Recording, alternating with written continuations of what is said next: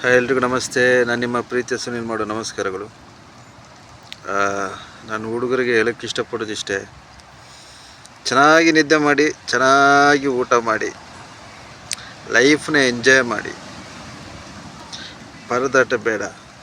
ನೀವೇನಾದರೂ ಒಂದು EMI ಮಾಡಿದರೆ ಅಥವಾ ಯಾವುದಾದ್ರೂ ಒಂದು ಸಾಲದಲ್ಲಿ ಇದ್ದೀರಂತಾದರೆ ಆದಷ್ಟು ಬೇಗ ಮುಗಿಸಿ ಫ್ರೀಯಾಗಿ. ಓಕೆ, ಚೆನ್ನಾಗಿರೋ ಒಂದು ಪ್ಲೇಸ್ನ ತಿರುಗಾಡಿ, ಟ್ರಕ್ ಮಾಡಿ, ಟ್ರಾವೆಲ್ ಮಾಡಿ. ಯಾಕೆ ಚೆನ್ನಾಗಿರೋ ಸನ್ಗ್ಲಾಸ್ ಹಾಕಿ, ಜಾಕೆಟ್ ಹಾಕಿ, ಬ್ರ್ಯಾಂಡೆಡ್ ಶೂ, ಜೀನ್ಸ್ ಎಲ್ಲ ಹಾಕಿ. ಏನಕ್ಕಂದರೆ ನಮಗೊಂದು ದೇವರು ಗಂಡು ಜನ್ಮ ಅಂತ ಕೊಟ್ಟಿದ್ದಾರೆ. ಚೆನ್ನಾಗಿದೆ, ನಿಜ ಹೇಳ್ತೀನಿ, ಚೆನ್ನಾಗಿದೆ. ಬಟ್ ನಾವೇನಪ್ಪ ಅಂದರೆ ಕರ್ತವ್ಯ ಧರ್ಮ ಅಂತ ಹೇಳಿ ನಮ್ಮನ್ನು ನಾವು ಮರೆತು ಬಿಟ್ಟಿದ್ದೀವಿ. ಓಕೆ, ಇವಾಗ ನಾವು ಮಾಡಬೇಕಾಗಿರೋದು ಏನು ಗೊತ್ತಾ? Self respect. ನಮ್ಮ ಮೇಲೆ ನಮಗೆ ಹೆವಿ ಇರಬೇಕು. ಧೈರ್ಯ, ನಂಬಿಕೆ, ಗೌರವ ನಮ್ಮ ಮೇಲೆ ಇರಬೇಕು. ಓಕೆ, ಚೆನ್ನಾಗಿರೋ ಊಟ, ಯಾವುದೇ ಡ್ರಿಂಕ್ಸ್, ಸ್ಮೋಕಿಂಗ್ ಅಂಥದ್ದೆಲ್ಲ ಮಾಡೋಕ್ಕೆ ಹೋಗಬೇಡಿ. ಇನ್ ಕೇಸ್ ಮಾಡ್ತೀರಂತಾದರೆ ಅದಕ್ಕೊಂದು ಪದ್ಧತಿ ಅಂತ ಇಟ್ಬಿಡಿ. 15 ದಿನಕ್ಕೊಂದು ಸತ್ಯ ಡ್ರಿಂಕ್ಸ್, ಅಲ್ಲ ತಿಂಗಳಿಗೊಂದು ಸತ್ಯ, ಏನು ತೊಂದರೆ ಇಲ್ಲ. ಸ್ಮೋಕಿಂಗ್ ಕೂಡ ಅಷ್ಟೇ. ಓಕೆ, ಅದು ಹೀರೋಗಿರಿ ಅವೆಲ್ಲ ಹೀರೋಗಿರಿ ಬೇಡ. ಓಕೆ, ಚೆನ್ನಾಗಿ ಬದುಕೋಣ. 4 ಜನರಿಗೆ ಉರಿ ಬರ್ಬೋದು, ಇನ್ನು 4 ಜನರಿಗೆ ಮಾದರಿಯಾಗಿರ್ಬೋದು ನಾವು. ಓಕೆ, ಲೈಫ್ನ ಎಂಜಾಯ್ ಮಾಡಬೇಕು. ಅದು ಯಾವ ರೀತಿ ಮಾಡ್ತೀವಿ, ಅದು ನಾವೊಂದು ಗೋಲ್ ಸೆಟ್ ಮಾಡಬೇಕು. ಸೊ ನಾನು ಇವಾಗ ದುಡಿತಿದ್ದೀನಿ ಅಂತಂದರೆ ಸೈಡಲ್ಲಿ ಪಾರ್ಟ್ ಟೈಮಲ್ಲಿ ಅಥವಾ ನಂದೇ ಏನಾದರೂ ಸಾಯತನಕ ದುಡಿಯೋದೇನು, ನಂದೇ ಏನಾದರೂ ಒಂದು ನಡಿಬೇಕು, ನಂದೇ ವಿಷನಲ್ಲಿ ಮುನ್ನಡಿಬೇಕು ಅನ್ನೋದು ನಿಮ್ಮ ಮೈಂಡ್ ಸೆಟ್ಟಿಗೆ ಬಂದರೆ ಫೋಕಸ್ ಮಾಡಿ. ಯಾವುದರಲ್ಲಿ ನಾನು ಇನ್ನು ಎಕ್ಸ್ಟ್ರಾ ಮೂಮೆಂಟ್ ತಗೋಬೋದು, ಎಕ್ಸ್ಟ್ರಾ ಸ್ಟೆಪ್ ಇಡ್ಬೋದು, ಅಪ್ಗ್ರೇಡ್ ಮಾಡ್ಬೋದು, ಯಾವ ಸ್ಕಿಲ್ನ ನಾನು ಅಪ್ಡೇಟ್ ಮಾಡ್ಬೋದು, ಕಲಿಬೇಕು, ಅದನ್ನೆಲ್ಲ ನೋಡ್ಕೊಳ್ಳಿ. ಓಕೆ, ಚೆನ್ನಾಗಿರೋ ಬ್ರ್ಯಾಂಡೆಡ್ ಸೆಂಟ್ ಹೊಡೀರಿ. ಓಕೆ, ಬ್ರ್ಯಾಂಡೆಡ್ ಬಟ್ಟೆ, branded jeans, branded shoe, sunglass, 2 wheeler, car, ಇದರ ಬಗ್ಗೆ ಫೋಕಸ್ ಮಾಡಿ. ನಿಜ ಹೇಳ್ತೀನಿ, ಸ್ವಲ್ಪ ಫೋಕಸ್ ಮಾಡಿ. ಲೈಫಲ್ಲಿ 100% ನಾವು ಫೋಕಸ್ ಮಾಡಿದರೆ ಆಲ್ಮೋಸ್ಟ್ ಒಂದು 40% ಆದರೂ ನಮಗೆ ದೊರೆಯುತ್ತೆ. ಅದು 100%. ಯಾಕಂದ್ರೆ ನಮ್ಮ ಫೋಕಸ್ ಆ್ಯಂಡ್ ಮೈಂಡ್ಸೆಟ್ ಚೆನ್ನಾಗಿರ್ಬೇಕಷ್ಟೇ. ಇನ್ನೊಂದು ಮದುವೆ ವಿಚಾರದಲ್ಲಿ ಹೇಳ್ತಿದ್ದೀನಿ ನಿಮ್ಮ ಹತ್ರ. ನಮ್ಮ ಸ್ವಭಾವಕ್ಕೆ ಹೊಂದ್ಕೊಳ್ಳುವಂಥ ಹುಡುಗಿಗೆ ಮಾತ್ರ ನಿಮ್ಮ ಜೀವನ ಕೊಡಿ.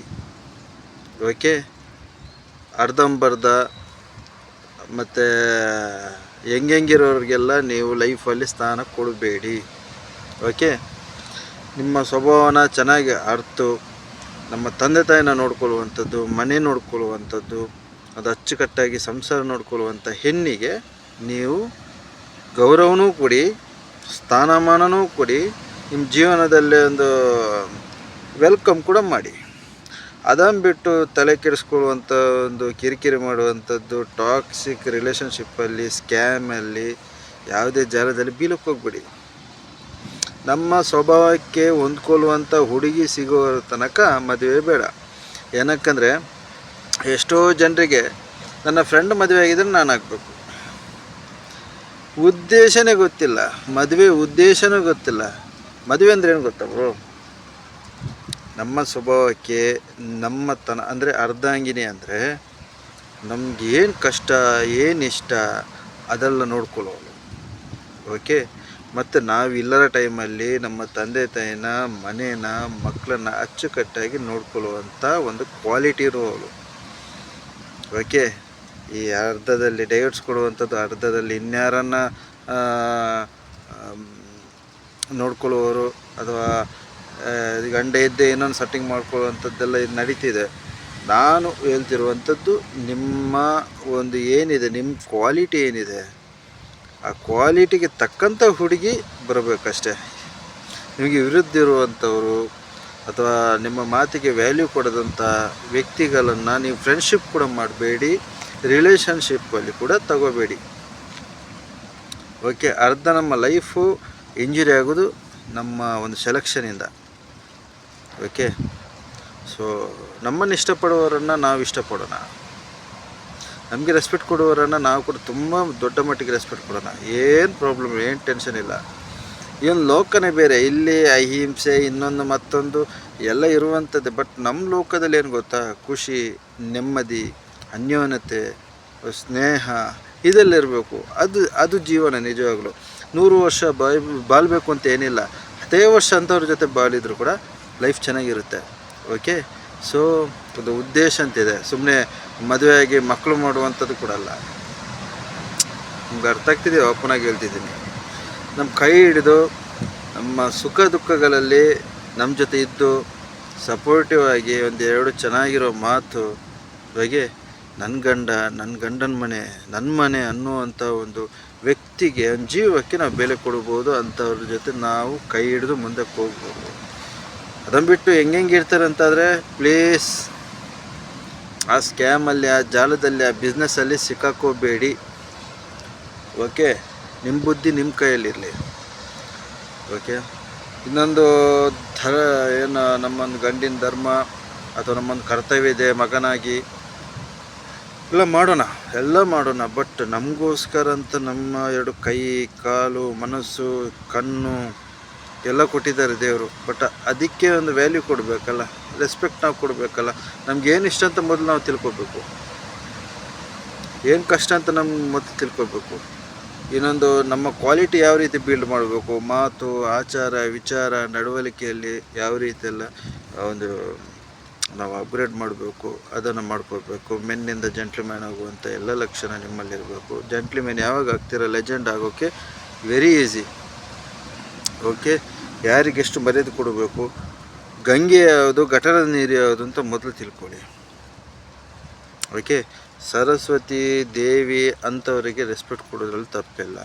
ಹಾಗಂತೇಳಿ ಹೆಣ್ಣಂತೇಳಿ ಈ ಶಾಕಿನಿ ಡಾಕಿನಿ ಮೋಹಿನಿ ಅಂಥವ್ರಿಗೆಲ್ಲ ರೆಸ್ಪೆಕ್ಟ್ ಕೊಡುವಂಥದ್ದು ನಮ್ಮ ಸನಾತನ ಧರ್ಮದಲ್ಲಿಲ್ಲ. ಅವರನ್ನು ಇಡುವ ಕೆಟಗರಿನೇ ಬೇರೆ, ನಮ್ಮ ಲಕ್ಷ್ಮೀ ಸರಸ್ವತಿನ ಇಡುವ ಕೆಟಗರಿನೇ ಬೇರೆ.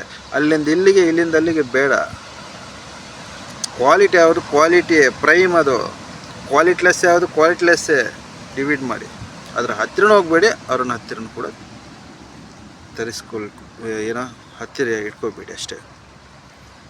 ಅದಿಷ್ಟೇ ಹೇಳ್ತೀನಿ. ಲೈಫ್ನ ಎಂಜಾಯ್ ಮಾಡಿ. ಗೊತ್ತಿಲ್ಲ, ದಿನವೂ ಬೇಗ ಹೋಗ್ತಿದೆ. ಬಟ್ ನಮ್ಮ ಲೈಫ್ ಯಾವಾಗ ಎಂಡ್ ಆಗುತ್ತೆ ಅಂತ ಗೊತ್ತಿಲ್ಲ. ಬಟ್ ನಾವು ಹಿಂಸೆ ಪಟ್ಟು ಕೊರಗೆ ಸಾಯೋದಕ್ಕಿಂತ ಯಾರೂ ಇಲ್ಲ, ಹಂಗೆ ಕೈ ಕೊಟ್ಟರು, ಹಿಂಗೆ ಕೈ ಕೊಟ್ಟರು, ನನ್ನನ್ನೆಲ್ಲ ಯೂಸ್ ಮಾಡಿಕೊಂಡ್ರು, ಅವೆಲ್ಲ ಬೇಡ. ಏನಿಲ್ಲ, ಏನಂತಾರಲ್ಲ, ಬ್ರಹ್ಮ ಸತ್ಯ ಜಗನ್ಮಿಥ್ಯ ಅಂತ, ಇದೆಲ್ಲ ಸುಳ್ಳಿನ ಪ್ರಪಂಚ. ಕೃಷ್ಣಂದು ಮಾಯಾವಿ ಅವರು ಆಡಿಸ್ತೇನೆ, ನಾವು ಆಡ್ಬೇಕಷ್ಟೇ.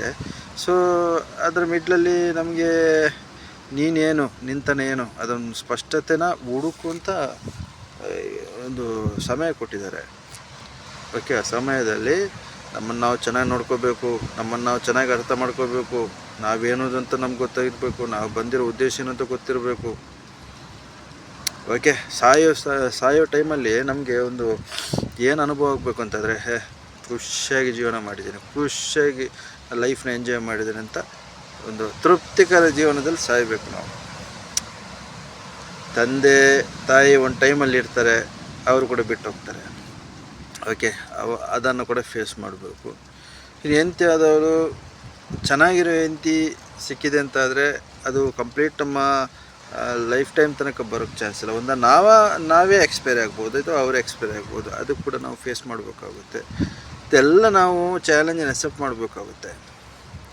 ಯಾರು ಇದ್ರೂ ಬದುಕಬೇಕು, ಇಲ್ಲದಿದ್ರೂ ಬದುಕಬೇಕು. ಆ ಬದುಕು ಹೆಂಗಿರಬೇಕು ಅಂತಂದರೆ 4 ಜನರಿಗೆ ಮಾದರಿಯಾಗಿರಬೇಕು. ಓಕೆ. ಸೊ ಚೆನ್ನಾಗಿರಿ, ಲೈಫ್ನ ಎಂಜಾಯ್ ಮಾಡಿ. ಹೆಂಗೆ ಎಂಜಾಯ್ ಮಾಡ್ತಿರೋ ಗೊತ್ತಿಲ್ಲ, ಮಾಡಿ. ನನ್ನ ಒಂದು ಇವಾಗಿನ ಜನ್ರೇಷನ್ಗೆ, ಹುಡುಗರಿಗೆ ಹೇಳ್ತಿರೋದು, ಎಂಜಾಯ್ ಮಾಡಿ. ಸುಮ್ಮನೆ ತಲೆ ಕೆಡಿಸ್ಕೊಂಡು ಏನೋ ಲೈಫಲ್ಲಿ ಆಗೋಗಿದೆ, ಇನ್ನು ರಿಕವರಿ ಆಗಲ್ಲ ಅನ್ನೋ ಸ್ಥಿತಿಗೆ ನೀವು ಬರೋಕ್ಕೆ ಹೋಗ್ಬೇಡಿ. ಮೇಯ್ನ್ಲಿ ಹುಡುಗಿಯರು ಹುಚ್ಚನ ಬಿಡಿ.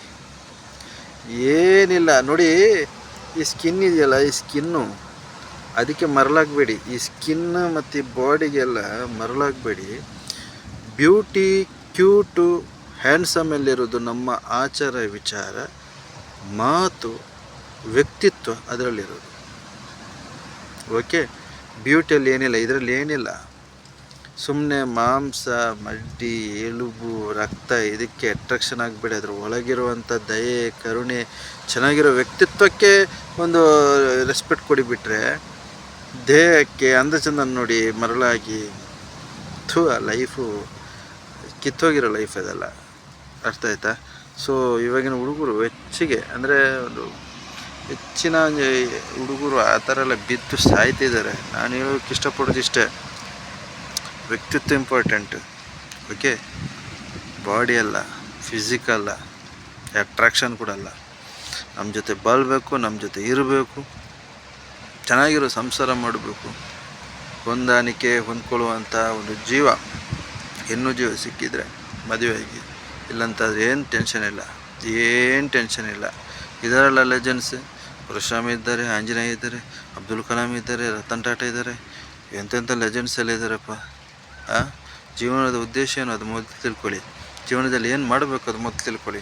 ಲೈಫನ್ನು ಹೆಂಗೆ ಎಂಜಾಯ್ ಮಾಡಬೇಕು, ಹೇಗಿಷ್ಟು ಸೀರಿಯಸ್ ಆಗಿ ತಗೋಬೇಕು, ಏನು ಕರ್ತವ್ಯ ಇದೆ ಅದು ಅಚ್ಚುಕಟ್ಟಾಗಿ ಮಾಡಿ ನಮ್ಮ ಎಂಡ್ ದಿನ ಏನಿದೆ ಅದರಲ್ಲಿ ಇದ್ಬಿಡೋಣ ಅಷ್ಟೇ. ಚೆನ್ನಾಗಿರೋ ಲೈಫ್ನ ಒಂದು ಗ್ರ್ಯಾಬ್ ಮಾಡ್ಕೊಳ್ಳಿ. ಓಕೆ, ಸನ್ಗ್ಲಾಸ್ ಹಾಕ್ಕೊಳ್ಳಿ, ಶೂಸ್ ಹಾಕ್ಕೊಳ್ಳಿ. ಓಕೆ, ಇನ್ನೂ ಆಡಂಬರ ಮಾಡ್ತೀರ ಅಂತಾರೆ, ಚೈನು ಬ್ರೇಸ್ಲೆಟ್ ಎಲ್ಲ ಹಾಕ್ಕೊಳ್ಳಿ, ಏನು ಟೆನ್ಷನ್ ಇಲ್ಲ, ಹೊರ್ತು ಸಂತೋಷ ಥರ. ಓಕೆ, ಸೊ ನಮ್ಮ ಲೈಫು ನಮ್ಮ ಕೈಯಲ್ಲಿದೆ, ನಮ್ಮ ಖುಷಿ ನಮ್ಮ ಕೈಯಲ್ಲಿದೆ. ಓಕೆ, ನಮ್ಮ ಕೈನ ನಾವು ಬಿಡಬಾರ್ದು. ನಮ್ಮ ಕೈನ ಇನ್ಯಾರ ಬಿಡ್ತಾರಂತಾದರೂ ಕೂಡ ನಾವು ಬಿಡಬಾರ್ದು ನಮ್ಮ ಕೈನ. ಓಕೆ, ಸೊ ಇಷ್ಟೇ ಹೇಳಿ ನನ್ನ ಮಾತು ಮುಗಿಸ್ತಿದ್ದೀನಿ. So thank you so much, love you.